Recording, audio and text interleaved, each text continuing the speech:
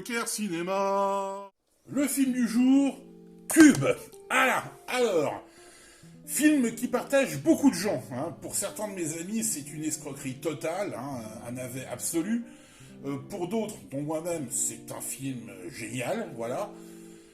Que dire de Cube exactement? Alors, l'histoire, ce sont plusieurs personnes qui sont enfermées dans des pièces de toutes les couleurs, voilà, et qui doivent passer d'une pièce à une autre, sauf qu'il y a des pièces qui sont piégées, ils risquent leur peau. Une sorte de prison chelou, voilà. Je vous raconte pas plus parce que je vais pas vous niquer l'intrigue. Si on peut parler d'intrigue, en fait, c'est plus...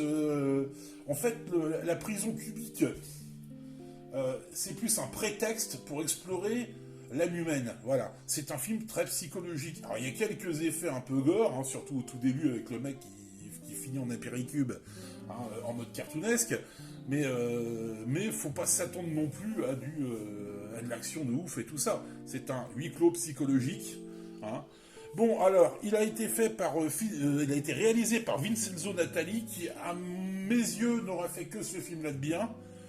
Ses autres films sont un petit peu pas ouf, voilà. Réalisateur canadien, si je ne me trompe pas. Avec dans les rôles principaux David Hewlett. Alors, pour ceux qui ne connaissent pas, c'est le Dr McKay dans la série Stargate Atlantis. Et je crois que c'est le seul, à peu près, de connu dans ce film-là. Voilà. Ça reste de base un film à petit budget, assez indépendant, qui connaîtra des suites beaucoup plus malheureuses que je vous déconseille, car ça fout en l'air complètement toute la tension et toute la mythologie, entre autres le 2 qui explique le pourquoi du comment, ce qui est à mes yeux complètement débile, parce que toute l'ambiance du film repose sur le mystère, voilà.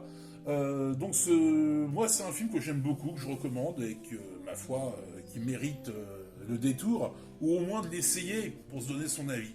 Voilà. Allez, bon visionnage, et à la prochaine fois.